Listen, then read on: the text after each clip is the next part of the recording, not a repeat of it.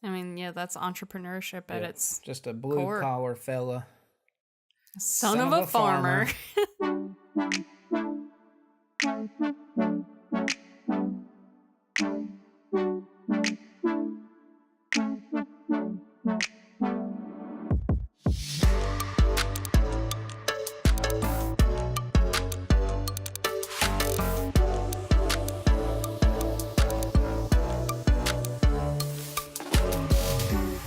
Welcome to the Charlotte Buzz, where we drink beer from local breweries while telling stories about the neighborhoods they're from. I'm Chrissy, and this is Drew. Today, we're going to be drinking Ice Cubes of Pimp. Hey! From Southern Range. Bam.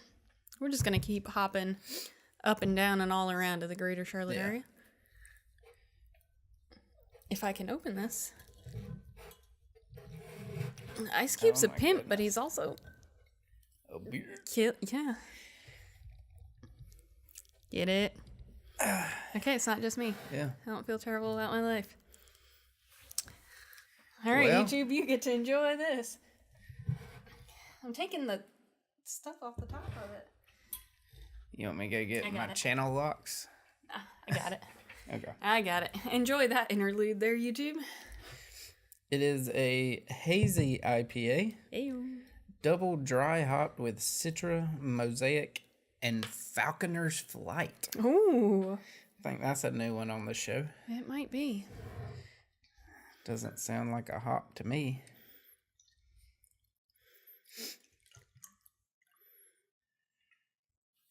It's a very, very light color. Like, it looks like pineapple juice. Yeah. Minus the slight pulpiness that is pineapple juice. But the color is that very, like, I mean, it's hazy, but, you know, that, like, hazy yellowy. Yeah. Smells good. Let me see. I mean, it kind of smells like pineapple. It does not. I don't know what episode way back when it was where we were talking about pineapple juice from a can. It does not smell like that, but it does smell like pineapple juice. Smells more like grapefruit to me than pineapple. Okay. I would say, yeah, it probably tastes more grapefruity. I was about to say it seems thinner than normal, but I might be thinking more of the Ipa flavor than a hazy feel. So I think that's why I think it's a little thinner, yeah.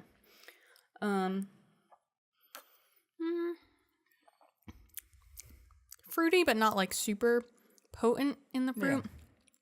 I would agree with like some grapefruitiness. It's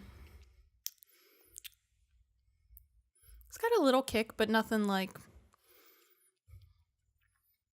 Yeah, I don't know.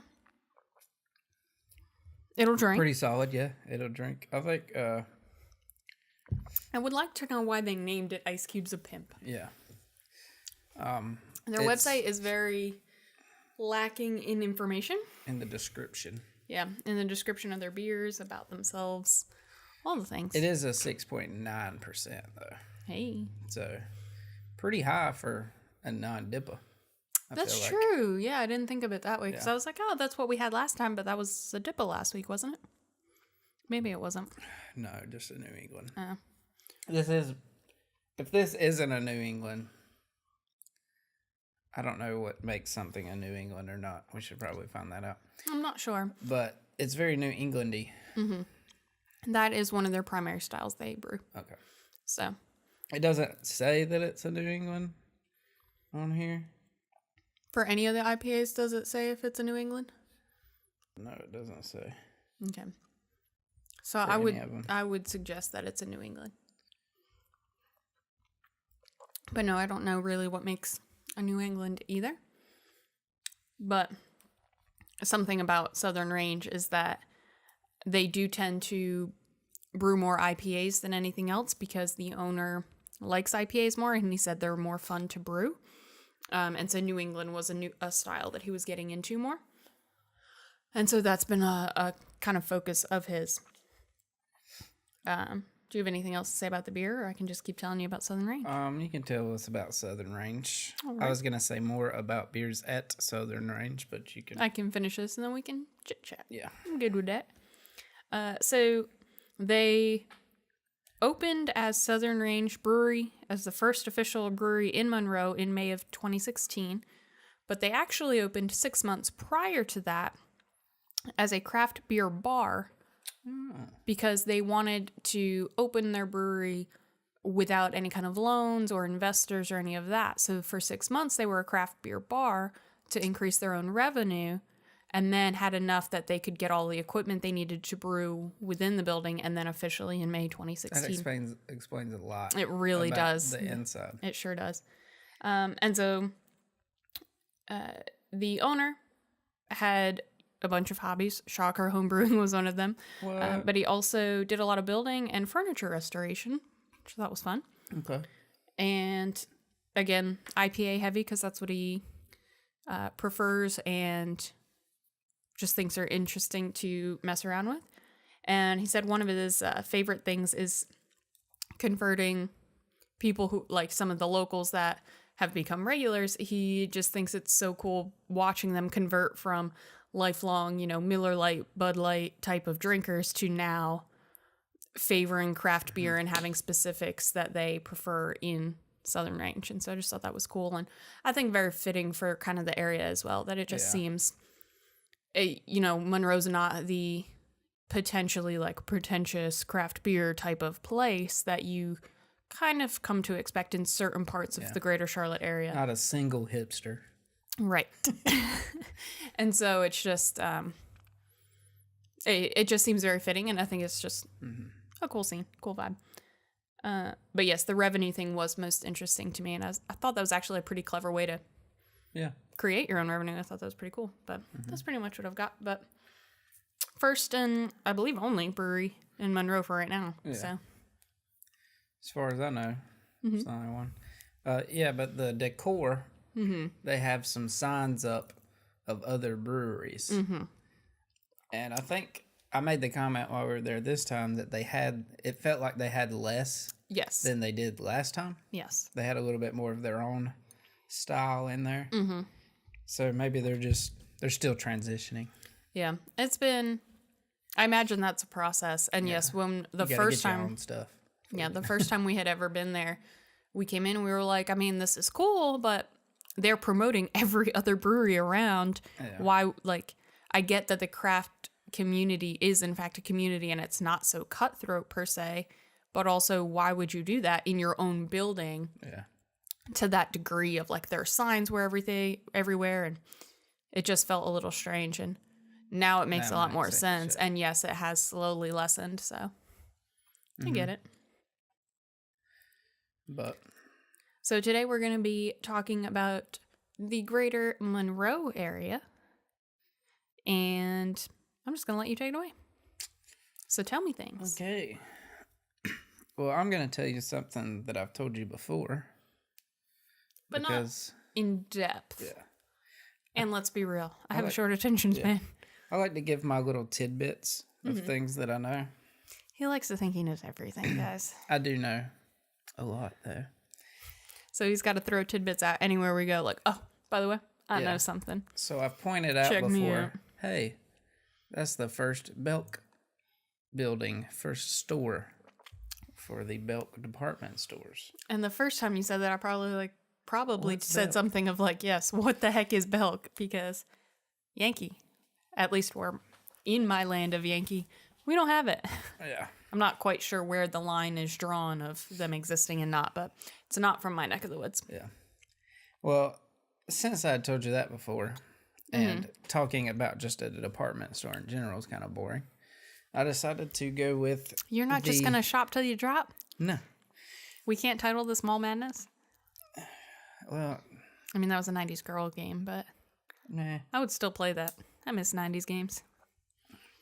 Sounds awful. Anyways, You'd hate it, yeah? I'm going to talk about the founder, William Henry Belk. He was born on June 2nd, 1862, as the son of a farmer. Probably You like son of a farmer. probably like 98% of the area. Shocker. Yep. His father, Abel Nelson Washington Belk. I didn't put his mom's name in here, but her middle name was Narcissus. Narcissus? Yeah, Narcissus. Narcissus. That's well, there's like Greek mythology, but it's Narcissa is a Harry Potter character. But it's like, sounds like narcissist. Sure. That's where Narcissus comes from, is the Greek god Narcissus, or Greek Roman mythology. Narcissus is where that term comes from, because But I thought that was an interesting name. Mm-hmm. Yes. So I meant to put that in here, but I didn't, because Sheesh. I do things like that. Half-assed. But his father, whoa, this is family friendly. I mean, PG-13 gets like 1 or 2 cuss words, right? Whatever. His father, who was a farmer, was drowned by Sherman's raiders during the Civil War Yikes. for refusing to divulge the whereabouts of his father's gold mine. Oh. So apparently William Henry Belk's grandfather had a gold mine. And I found some things that were like, it didn't exist, or they had closed it down years ago, like it didn't exist anymore, but it did at one point. But anyways, they had found out about it somehow and drowned him. Done dead. Yeah. Yikes. Yikes. So that's an interesting little tidbit. William showed signs of entrepreneurship early on. Did he have a lemonade stand? No. Oh. But when he was 12, the Central Hotel was being built in Monroe. Okay. I don't know where that is. And back then, the bricks had to be made by hand. They didn't have any brick-making machines. What? And so the bricks were not made on site, and they had to be hauled from wherever the guy was making the bricks to the building. And William, at 12, offered to haul the bricks for 25 cents a day. So already trying to make that money. I mean, granted, also people did work way younger. But yes, get it? At the age of 14, Belk went to work in a dry goods store for a salary of $5 a month. He probably should have stuck to 25 cents a day. 25 cents a day. Yeah. Wait, $5 a month? Yeah. It depends on how many days a week he worked. Yeah. Because that'd be 20. 20 days at 25 cents a piece. I don't know. Anyway. He worked there for 11 years and became the head man of the store, the manager. All right. And only stuck with that for a year when at 26 years old, he decided to establish his own business. Get it? He had saved up $750, borrowed $500, and had $3,000 worth of merchandise for which he traded. I don't know what he traded. All I'm picturing is the Oregon Trail when it's like, do you want to trade this for that? And Yeah. So he had this $3,000 of merchandise, $1,250 in funding, and he opened a 22-foot by 70-foot store in downtown Monroe. He named this store the New York Racket. Oh. They said he liked the name because it sounded big. But funny, I feel like you would be friends with this guy. Whenever I first read it, I thought it said the New York Ratchet. I was like, we have come full circle in terminology, friends. I was like, I don't know. Oh, no. I don't know about it. And then I was like, oh, that's Racket. Okay. Oh, goodness. But New York Racket. All right.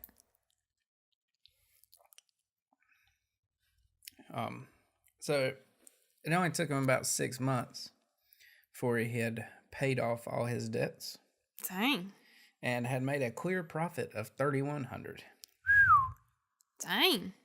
So he could restock with $3,000 more material, but I'm sure that was covered in his expenses. So made 31. One of the reasons for his fast success is because he had pioneered what was seen at the time as a new business method or model for the Southeast. Okay. He had like a clear price on goods. There was like a price tag on the materials, and haggling wasn't allowed. Mm-hmm. It was just whatever that price was, that's what it was. Right. And he also had a return policy.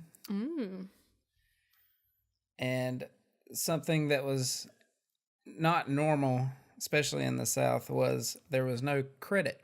Mm-hmm. So you had to pay in cash. Mm-hmm. So down here, I'm sure up there too.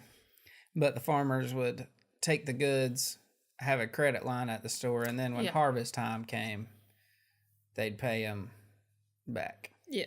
But he had a cash only business. There's no credit. Didn't want to keep up with all that. Mm-hmm. I think we could get along with this guy just fine. Yeah. So he didn't have a lot of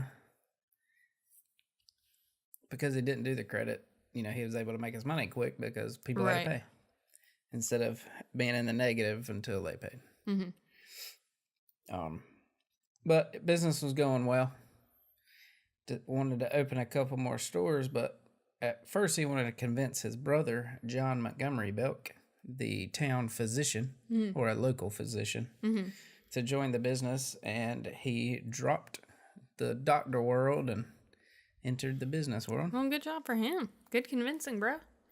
They opened a few more locations. It was like Union, South Carolina, and Chester, South Carolina. And then they decided to open one in Charlotte on East Trade Street. And they got that specific spot because it was next to the cotton platform. Mm-hmm. So that when farmers went and sold their goods, they could immediately spend it in their store. I mean, product placement. You get it in the right spot. Bam. And that Charlotte store was not called the New York Racket. It is Belk Brothers Company. So they had changed the name to Belk by this point. In addition to the new business methods that I just talked about, he used innovative advertising and personal customer service. He would, during the summer months, would have somebody handing ice waters to people as they came in. That's cool. And he had... that seems cool for even now, but then, that was, life-giving, literally. Because there's probably no AC, no way to cool down, so ice water is the only way you get it. Right. And even just beyond the cooling, you're out working in the fields all day and all kinds, you'd bring people in just for the water, literally just for the water. Okay. Another thing on the customer service side that they still do today, which I find annoying, but I guess some people find it helpful, is they have specialized, purchasing specialists in each department. Oh. So if you go to shoes, there's a shoe dude. If you go to dresses, there's a dress chick. There can't be a dress dude? I mean, there could be. And there could be a shoe chick. Genderist. But so that way they had the knowledge on what you were getting, make sure you got the right purchase for yourself. Mm-hmm. That was a game changer, apparently. I could see that. I mean, in that time for sure. Yeah. I know now, at least for people like us who are not affluent in the world, we're like, yo, just let me get my crap and leave me alone. Yeah, I know what I want already. Right. That's why I'm here. Right. I'm not in here to browse. Yeah. I'm on a mission. Get out of my way. But carry on. So they had those few stores, opened a few more in the Charlotte area. Like Concord had one. Mm-hmm. But they wanted to expand further. So he came up with a Inventive Partnership agreements with stores across the South. Okay. Any of that make sense?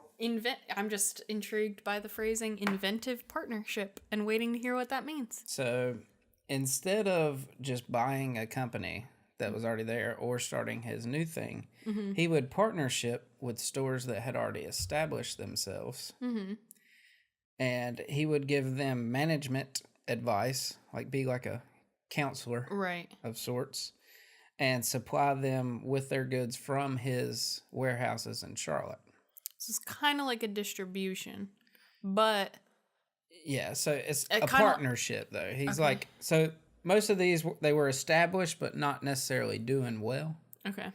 So he would buy, I don't know if he would buy them right out or would just a stake in them.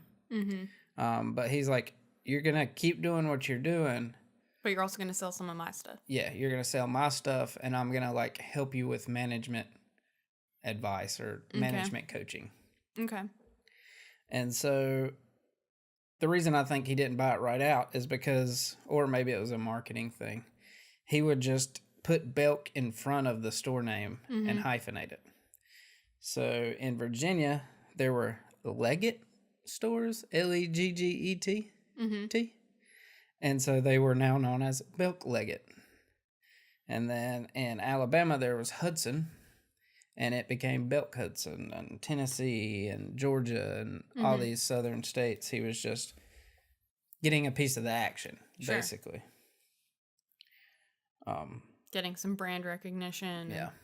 Okay. And what I thought was interesting is this is way down the road. We're like early 2000s. They decide, hey, this is not good for our branding to have Belk dash whatever. So into the 2000s, that's still a thing. It was, yeah. Oh. And so in 2000s, that's when they started changing them all to just Belk. Yeah. But I was like, what? I didn't realize it would have lasted that long. Yeah, I wouldn't either, especially being in this area where they were just called Belk. Yeah. That's what I imagine, like, okay, that happened. And then, maybe 5, 10, 15, maybe even 50s. 20 years later, they'd have gotten bought out. But dang. Yeah. Because I was reading that, I was like, That was way too... Yeah, Wait, did I read that? that You're took right. way too long. Yeah. You're just now figuring out that that's not good for branding? Yikes. All right. Yeah, because, I mean, if you saw, especially the one in Tennessee, Parks came first, the name. Oh. So it was Parks Belk. So if you saw Belk Hudson and Parks Belk, You'd be like, what the... you might would think they were two different things. Yeah. At least Belk dash something, you could be like... I don't know. You could just think, oh, maybe it's a different location of the same thing. Like, yeah. I don't know. Yeah, I don't know either. But fair enough. But, so he's taking all these companies over, basically, and today there are more than 300 Belk stores in 16 states.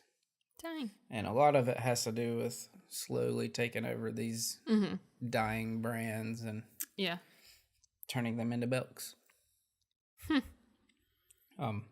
More about old William, though. In 1915, at the age of 53, he got married. Huh? They say finally got married. So for the first time. He was busy, man. Yeah. Had 6 children. He was busy, man.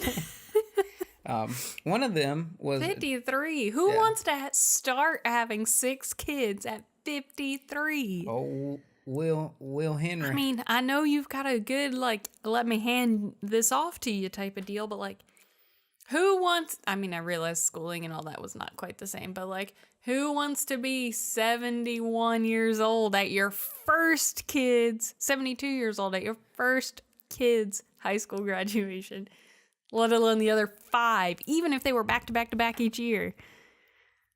Who knows? Man was busy. He was Be almost 80. opening 300. Well, At a they didn't have minimum. 300 stores back then, but I know what you mean. he was opening all these Dang. stores. He was a busy man. He ain't got time for I mean, women yeah, and he got kids. busy. He ain't got time for women and kids.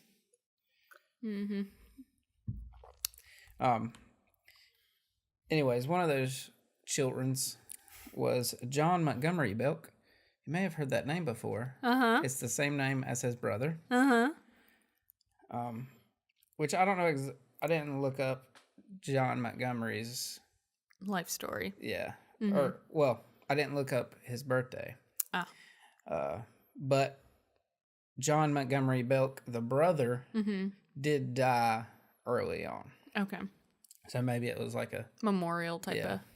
That's fair.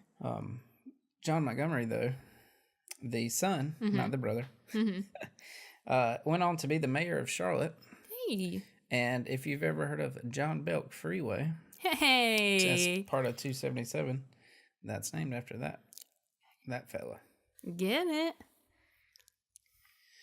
Well, Belk managed his stores until his death in 1952 at the age of 89. Did all of his kids graduate high school? Yes. Yeah. Hopefully.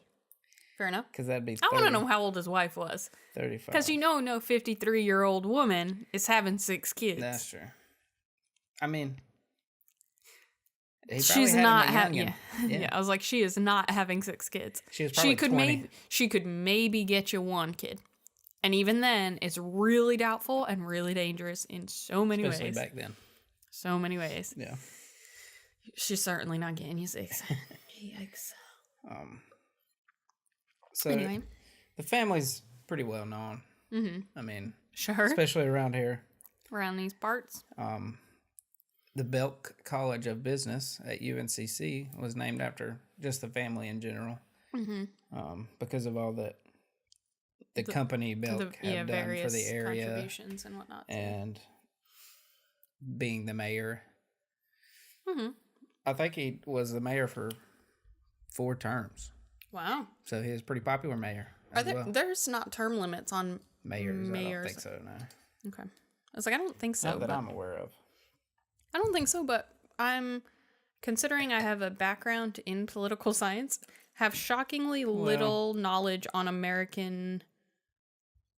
Well, that would probably be a rule that's made by each state individually. That's true. And maybe even for mayor, it's maybe even town individually.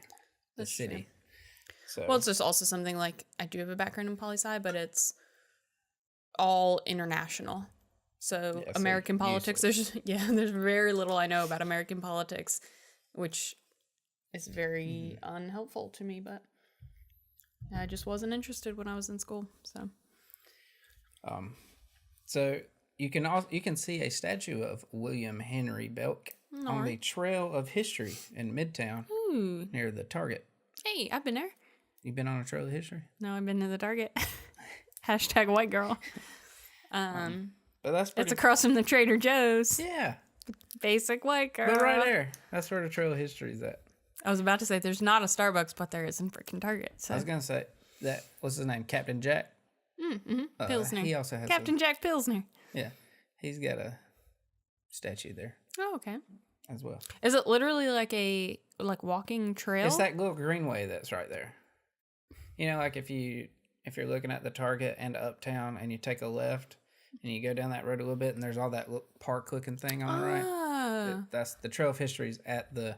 We should go through that sometime. What's it called? The Little Sugar Creek Greenway. Mm-hmm. It's all in there. We should wander in there sometime. Yeah. The nature. Maybe in the winter. The nature and the sun. I know, it's just going to murder you. You're like a freaking vampire only in the summer. Yeah. And a couple interesting facts about Belk. Cam Newton has his own clothing line, Made, that is exclusively at Belk. Hey. So if you want to represent QB1, you can go get you a Made suit.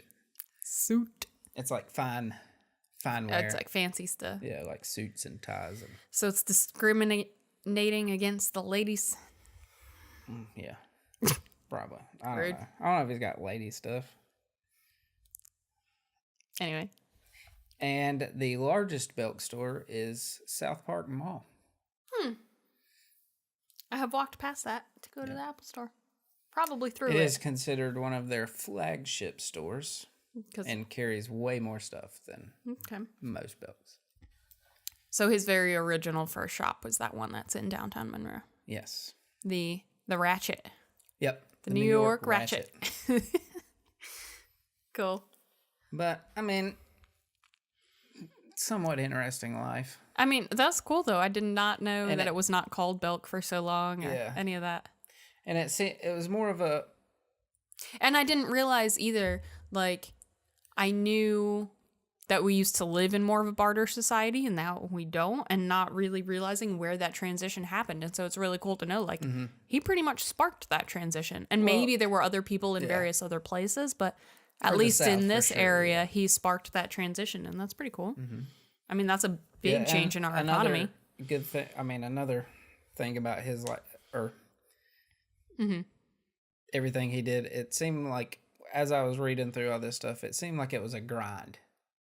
It wasn't like it didn't all happen super fast. Sure. Or like, he wasn't like the first one and everybody flocked to it. Like he was grinding it out. Yeah. To get these stores, and was... I mean, it's... everything that they're worth today, which is $2 billion according to Forbes, is because of the grinding, not just an overnight success. So I mean, that's entrepreneurship at its just a blue collar fella, son of a farmer. Who was drowned by Sherman's Raiders. Son of a drowned farmer. Yeah. Yikes. Damn it, Sherman's Raiders. But the Belk family's done a lot for the Charlotte area. Yeah. And I'm sure we'll probably talk about them some more at some point.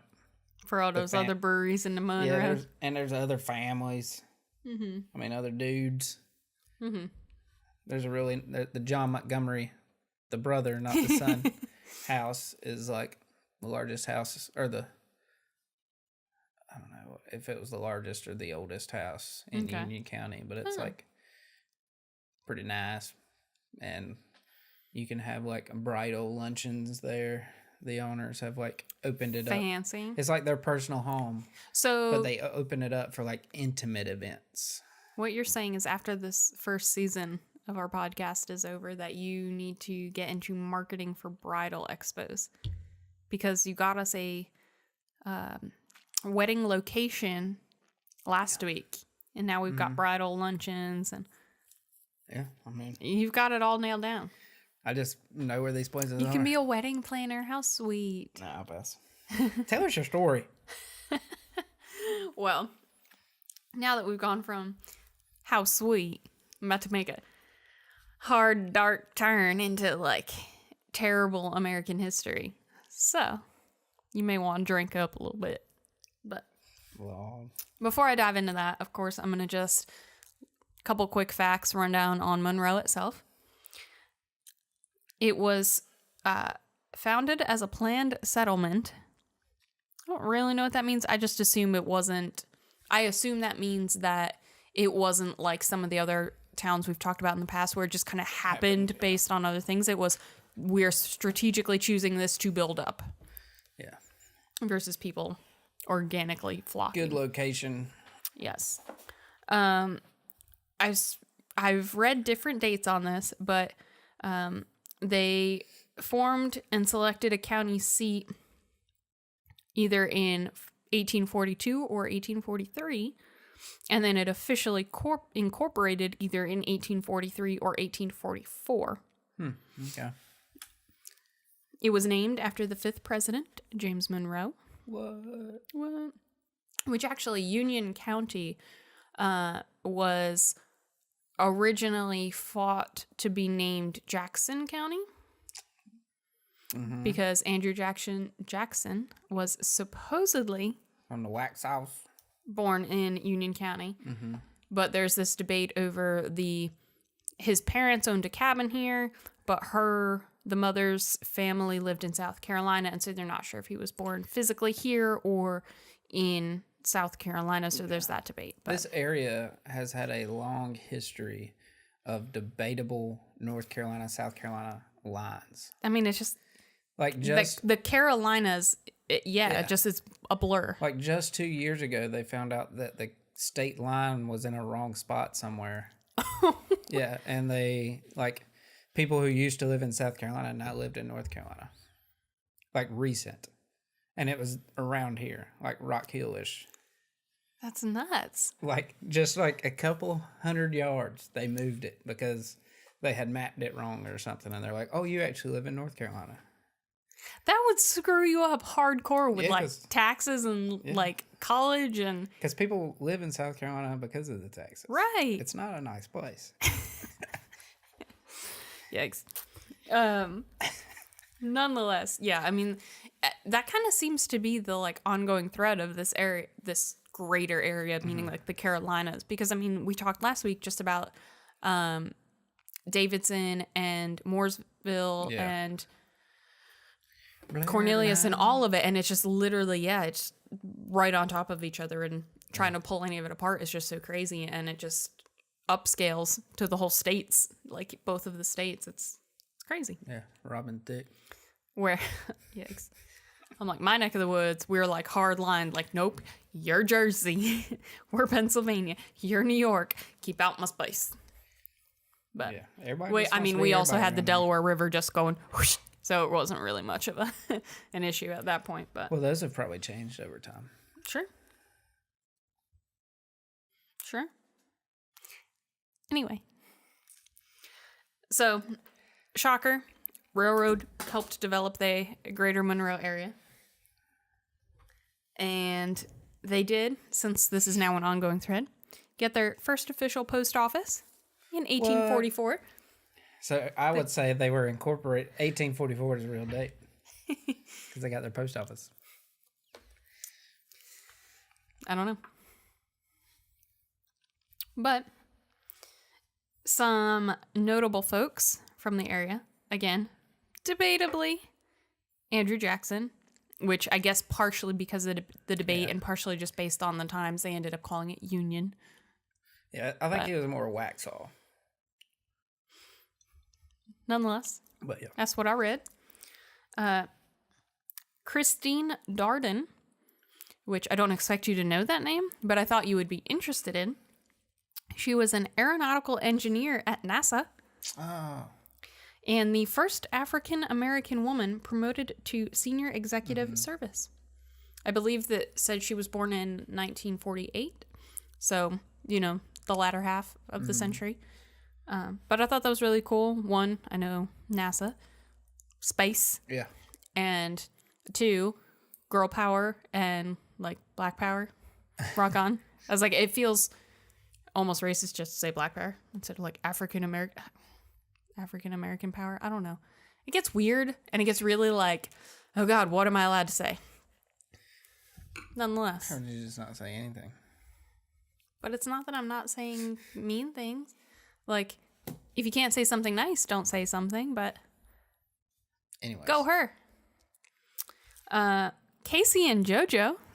And the Sunshine Band. Was the Sunshine Band from here too? Casey and the Sunshine Band is something different. Casey and JoJo, the R&B singer-songwriters, okay. are from this area.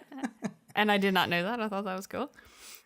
Richard Huntley, a name I thought you would recognize from the sports.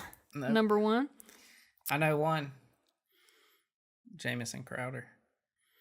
I don't know that one. He's from here. He's a receiver in the NFL. He went to Monroe High School. John Parker, another name I don't expect you to know, but I just thought was interesting. He was a judge on the Nuremberg trials. Oh, hey. Yeah. Calvin Richardson, the sports. You're letting me down. These were actually familiar names to me. What? There was, I forget his name now. Calvin Richardson. There is a, oh no, Calvin Richardson is not the sports. Calvin Richardson's an R&B singer. But Richard Huntley is the sports. There's a Canadian all-star player that was on the list who I did not write down. And I was like, why do I know this name? And now that I thought through it more, I'm like 95% positive that I know that name because of, yeah, How I Met Your Mother. And it was something that like Robin brought up. But, and then of course, since this happened on a previous episode, I have to just throw it out there. We've got a man by the name of Scott Williams with the denotation of serial killer. Oh. So, you know, we got some more of those around this Nice. neck of the woods. And, yeah, he is still currently incarcerated for He took an Alfred plea for raping and kidnapping 2 women, but he was originally arrested on charges for murdering 3 different women. So there's that. He's still chilling. Just 3? That they know of. Come on, Monroe. He's just chilling. No Bundy types. Just 3. Just 3.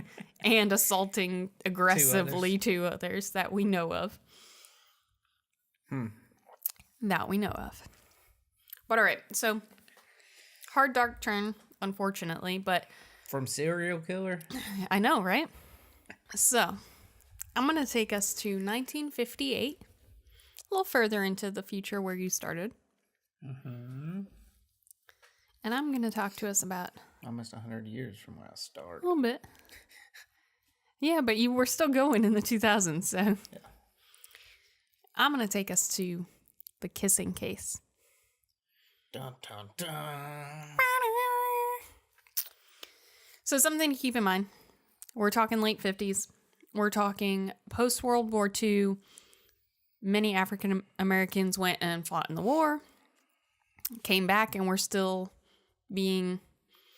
mistreated, being expected to be second-class citizens, even after everything they sacrificed. And we locally in the Monroe area have been dealing with, there was this public pool. It was at I believe the Monroe Country Club, but the pool itself was a public pool where every citizen was taxed to build it.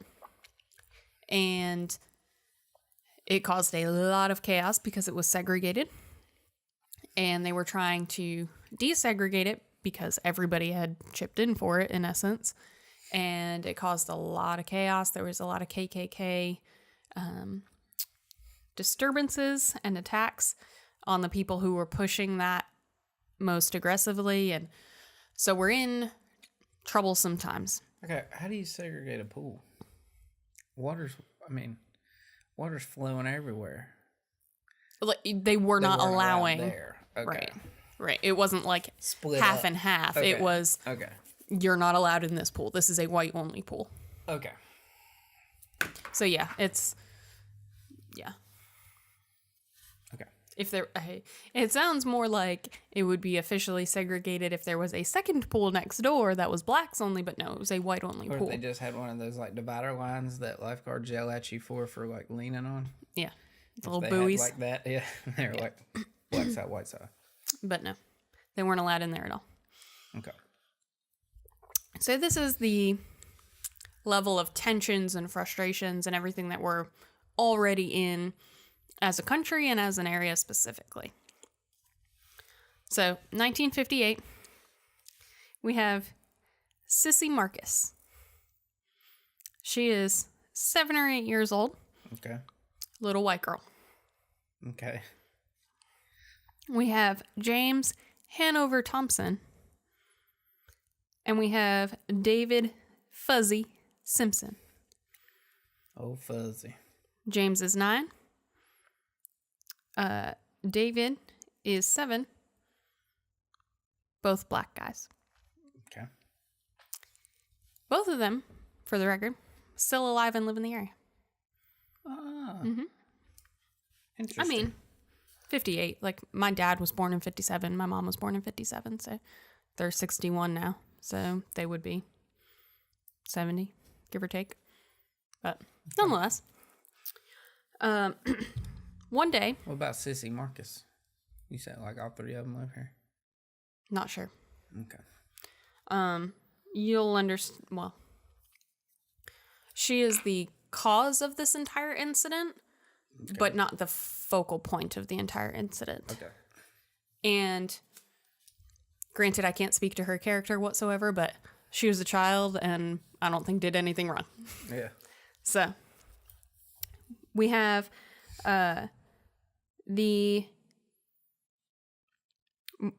James's mother, the 9-year-old, Okay. used to work for Sissy's family Okay. at one point in the past, whatever. So they knew each other. They like he would come with his mother to help her. She would like clean the house or whatever. And so Sissy and James were sort of friends. You know, they'd play. They were both kids. They didn't care. They were happy.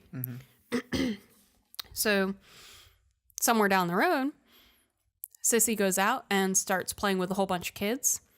And she recognizes James and as a former friend. Like, hey, I know you.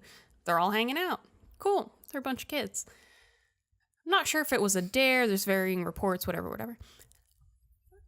At the end of the day, she ends up giving James and David each a kiss on the cheek. Okay. No harm, no foul. We're all people. We're all kids. We're cool.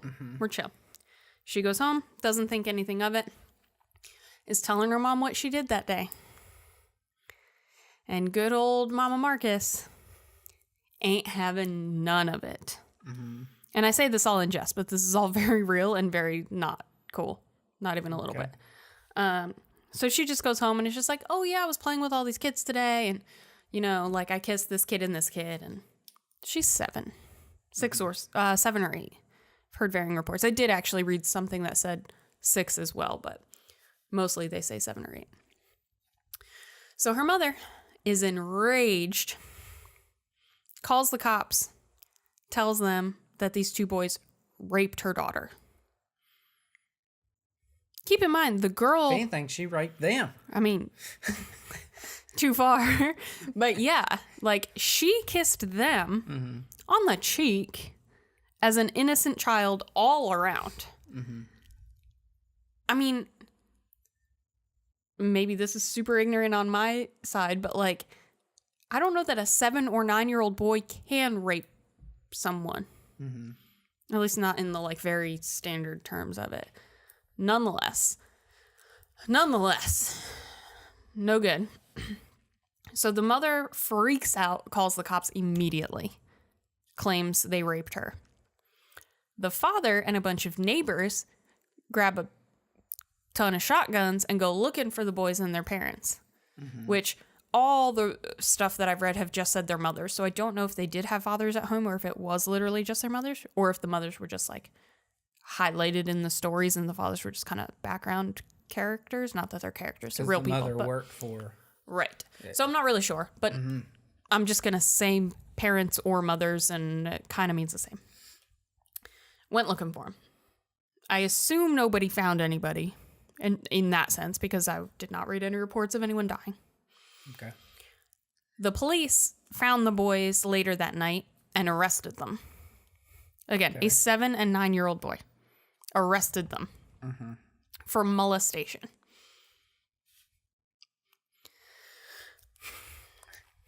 If you're listening to this podcast, you may want to hop over to YouTube because I keep making faces and I can't articulate them. So I apologize for the like random silent pauses, but it's a face with truly just lack of ability to describe some of my thoughts in this process.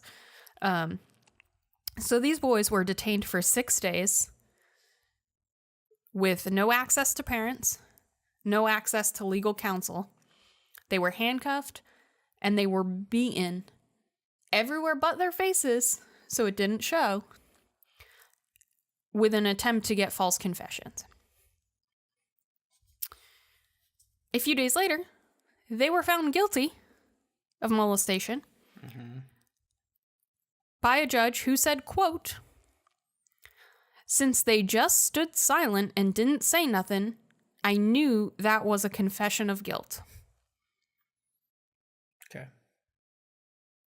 That's how that happened. Is this pre-Miranda rights? When were the Miranda rights? This is something I actually did study in poli-sci, and I don't know. I would say before. I would say well before, because also these are minors. Significantly minors. It's not even like, 16, 17, they're maybe pushing adulthood. Yeah. No, they're 7 and 9. So they're found guilty because they said nothing. And still are given no access to legal counsel and are sentenced to go to a very strict reform school until they are 21 years old. Okay. So they're detained. The parents are still not allowed to see them through any of this. The mothers both lose their jobs. And then the NAACP starts working to raise money for an appeal, which I need my second page of notes for this because it's that much of a story. If you remember a few weeks ago, we talked about Freemore West and Town Brewing. We talked about Freemore West and one Mr. Kelly Alexander, who was the president of that chapter of the NAACP, who had his house bombed, which was about 7 or 8 years later than this story. He was involved with them. I did actually see some photos of him with the boys, so that's an interesting tie-in, if nothing else, for our stories. So they work towards raising funds for an appeal, but the governor was like, nope, ain't happening. Like, wouldn't hear anything of it. Like, did not want to deal with this. Like, case closed, we're done here, carry on with life. So they wouldn't let the appeals happen. There were a bunch of protests and everything. I didn't read anything about specific violence and like escalated protests or anything. Just, protests happen. There were some relatively famous sit-ins around the greater Charlotte area. I think I saw something up in like Greensboro even, that there was a huge sit-in. Was that the famous Greensboro one? Maybe. I didn't dive deep into it, so maybe. What was that place called? We'll have to look into it. There's the famous one that happened in Greensboro. You say that as if I'm from here and would know what that is. Yeah, I told you about it when we went to Greensboro. Did you? Clearly I listen when you talk. It was like... Tell me what it is. What it really, really is. I have to make jokes because, like, my heart hurts talking about this stuff. This is just terrible. So I'm sorry for anybody that I'm offending because it's insensitive, and I know it is. It's disgusting. Woolworth. I don't know. At the lunch counter. It was a lunch counter thing, Woolworth. but... That was, like, national famous. Right. Well, I'm not sure because I think I did read a little bit about that, but I'm not sure if that was more of just a civil rights in general or if that was actually related to these boys. But... Well, if you remember when we went to Greensboro, remember the picture of that clock? Yes. It was on that street, that thing. And they had, like, pictures of it in the windows of the Woolworths. Yeah. Yeah. And I have been to the Museum of the New South right after the riots and everything happened. And I went and, like, there's the, like, no justice, no peace, and a lot of that kind of history. And then just... a lot of different parts of history. And so I read some about that too, but I'm not positive. It's hard now. Like at that point it was just like, oh, this is so fascinating, but didn't really retain it in the way to be able to connect it. So I'm not sure. But nonetheless, there was all kinds of shenanigans happening. They even ended up bringing in a like really well-known civil rights lawyer from New York. And Eleanor Roosevelt went to the governor himself and said, this is messed up. We need to talk. You need to like pardon these boys. And it was still, I'm not hearing anything about this. We're carrying on with life. This is done. Case closed. And sort of, and I only say this because I don't think it is as drastic. I think the story I'm currently telling is more drastic. So, but what it reminded me of is not as drastic, but to a certain degree, the Adnan Syed, is that it? His story, and just how like corrupt the police were in trying so desperately, like, we just want to close this. We need to keep our reputations to look good. And like, yeah, I still don't know. And that's why all of like Serial and everything else is so well done that you still really don't know who did it, but it's very clear how messed up the cops are, in my opinion. And unfortunately, I think there's a lot of that in our world, not even just America, whatever, but it's just, you know, people have a certain reputation and are going to do everything they can to protect it, and they don't care who goes down in that process. And that's not limited to just cops. I think there's plenty of cops who are corrupt and plenty who are not. But it just makes me like, that gave me a visual image to put to this story, even though I know that story is not as intense as the one I'm currently telling. And it's just hard to work through. And I feel so, like, insensitive even to say that. For me to have to read through it is difficult because I'm a white woman and will never know what that is. And so it's, I don't know, it's very strange. Nonetheless, like, yeah, even Eleanor Roosevelt came in and the governor was just like, nope, like, how you do that, I don't know. But she's just a woman. I will punch you right in the throat. That was honestly, though, something I came in and I was like, I kind of wanted to comment on that. And I was like, quite frankly, I felt like it took away from the injustice happening to the African American community, which is just why I didn't say it. But they brought in a famous New York civil rights lawyer, I assume is a black man, and then Eleanor Roosevelt, like, you know, the most powerful woman in the country. But because we've got a black person and we've got a woman, they don't care. Yeah. And not today. Not in North Carolina. Yeah, like, it's terrible. It's nuts. So several weeks go by. The mothers still haven't seen their boys. Eventually, and I don't know what permission, like what gave this person permission, but there was a journalist from London that was allowed, right? Like, I don't know how that happened. Yeah. A journalist from London came and was given permission to go talk to the boys. And so I don't know how that happened. So she brought the mothers with her. I believe it was a woman. Brought the mothers with her. And again, I don't know how they weren't able to see them, but this journalist was, and then was able to bring them. Well, because she was from London, she was fancy. I guess. I don't know. I don't know what happened there.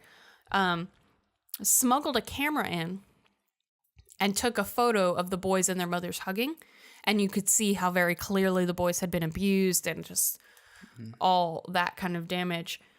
And so printed up a story in London with photo and everything else. And this blew up in Europe and in Asia.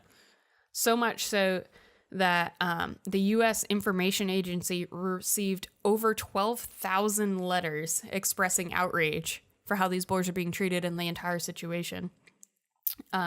There was an international committee formed in Europe to defend these boys, and demonstrations on behalf of the 7- and 9-year-old boy happened in Paris, Rome, Vienna, and Rotterdam.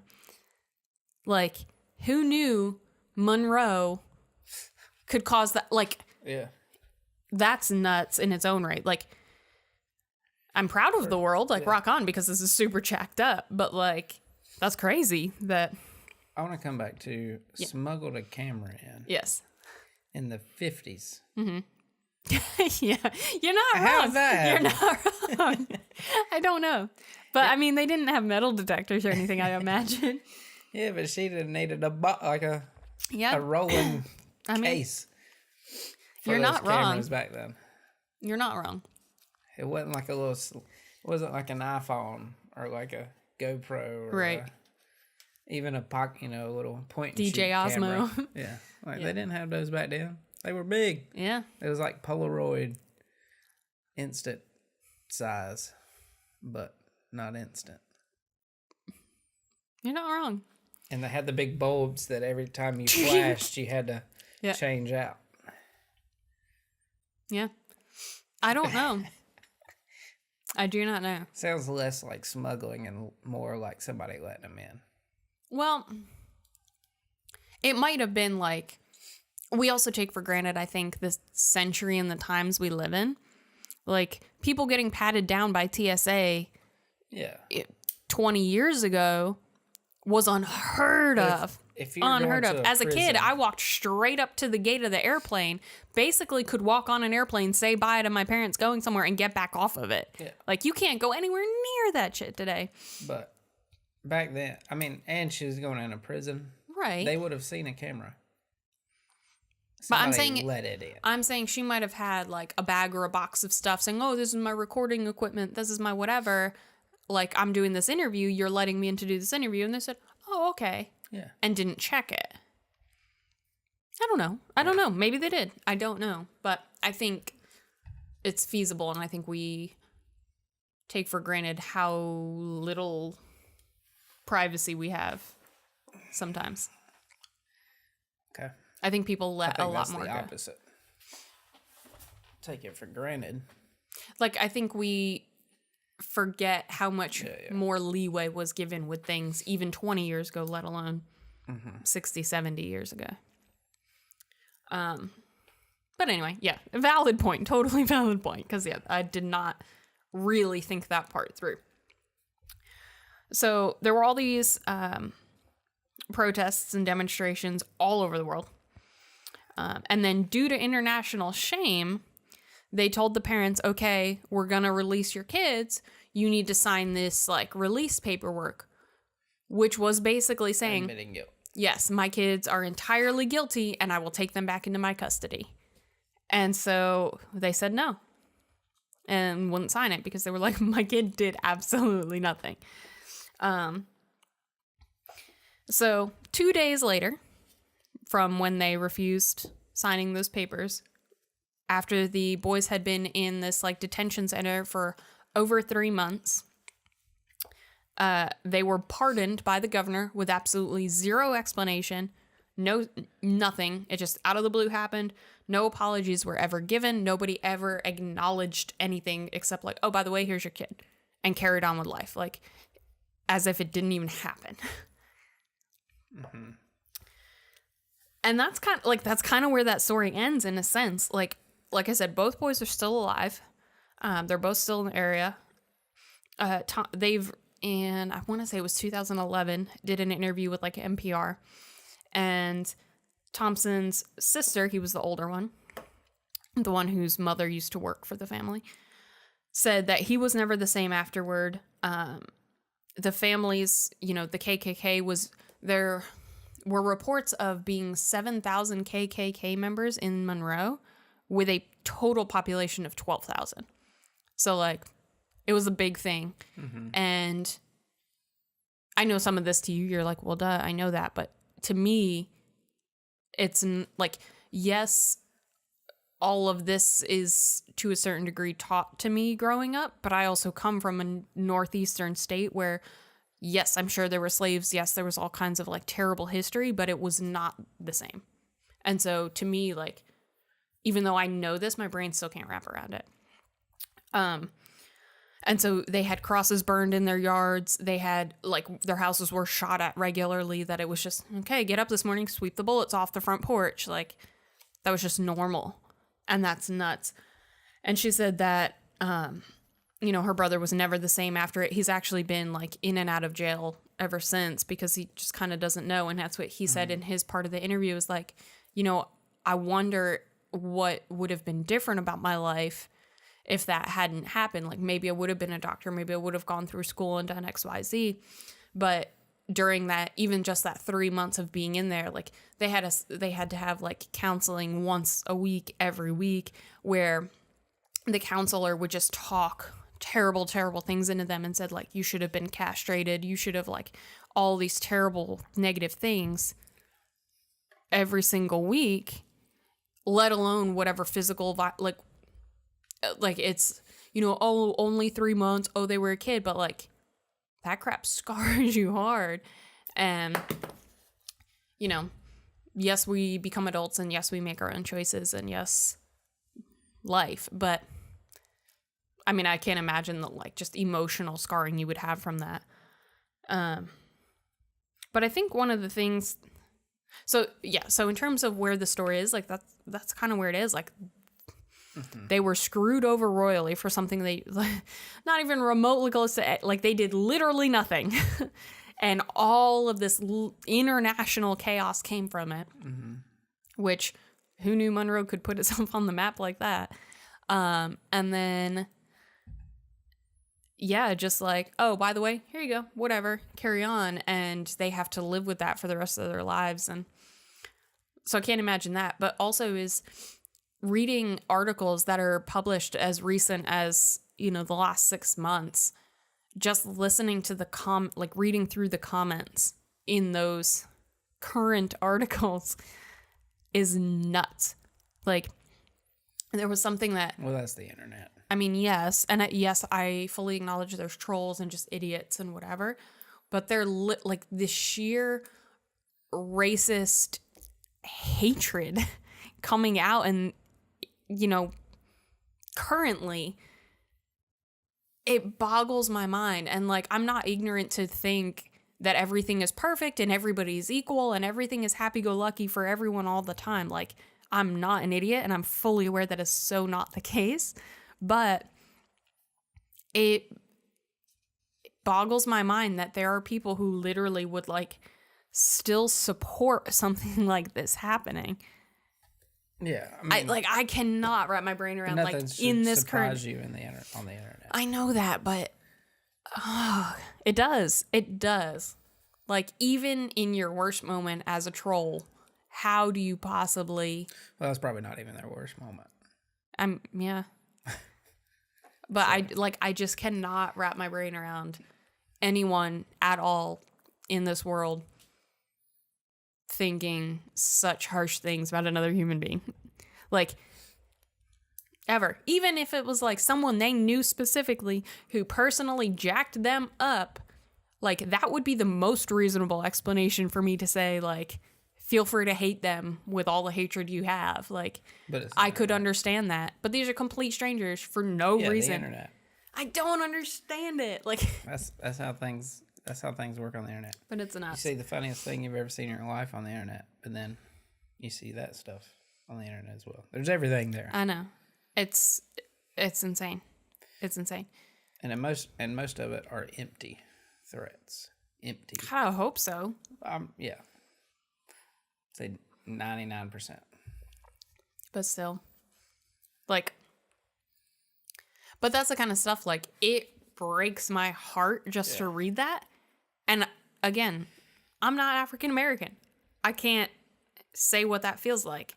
I know what it feels like to be discriminated against as a woman, but I think that's not to the same degree as African Americans are discriminated against.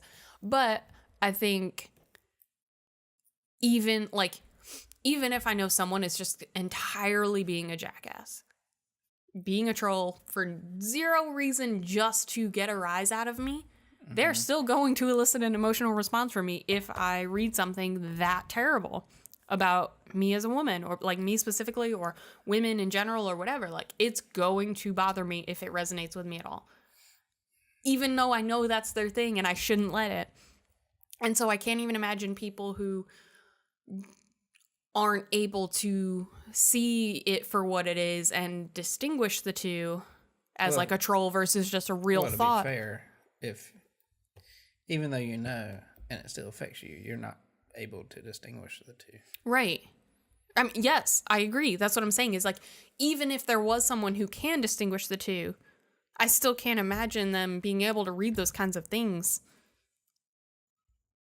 and like just let it go. And I imagine that a lot of people in the world can't even look at it the way I look at it, maybe, and just are like enraged, and like it perpetuates a cycle, and then that troll gets exactly what they wanted. And so, like, yeah, maybe their threat was an empty threat, but they're still inciting something because they're like, I don't know. It's crazy. I don't understand it. The world is a crazy place and I hate it. And we all just need to freaking get along. Can we all just get along? We need to start having happy stories. You get on rants every single episode. I do. I get so upset. So let's not do sorry. that next week. I think that Miss Sissy Marcus had it right. Give the boys a kiss on the cheek because it doesn't matter. And let's be happy and be friends and move on. But her mama needed a slap in the face. That's what I think. Mm-hmm. For naming her kid Sissy. Well, there's that, but that's another thing. But nonetheless, spread love, not hate, and just have conversations with people if you don't understand them. Do you imagine the Sissy and Fuzzy sitting in a tree? Oh, you're an idiot. I appreciate that you're trying to talk me off this ledge of being so upset about all this, but oof. Kissing. But To our good old boys out there, I am sorry. I'm sorry. Well, on that wonderfully dark note, comment, subscribe, tell Chrissy to come up with some happy stories for once in her life. to stop being a mopey a-hole And on... have you told your mama yet? You should. I think they mamas are all sick of us by now. I think we're bad influences. Probably. They're probably like, the chick on that podcast gets too worked up over all this crap. She needs to chill out. She's drinking beer and getting mopey. And it ain't even Bud Light. No, we're converting people. Oh. At Southern Range, we are converting them to be craft beer Yeah. drinkers. Head over to Southern Range, just down the street from the original Belk building. I drink some Natty Light with anybody. With the best of them Yeah. and the worst of them. Yeah. But, yeah. Thanks for comment, listening. subscribe, like I said. Thanks for dealing with my ranting and freaking out over history that I don't know how to deal with. Check you later. Bye.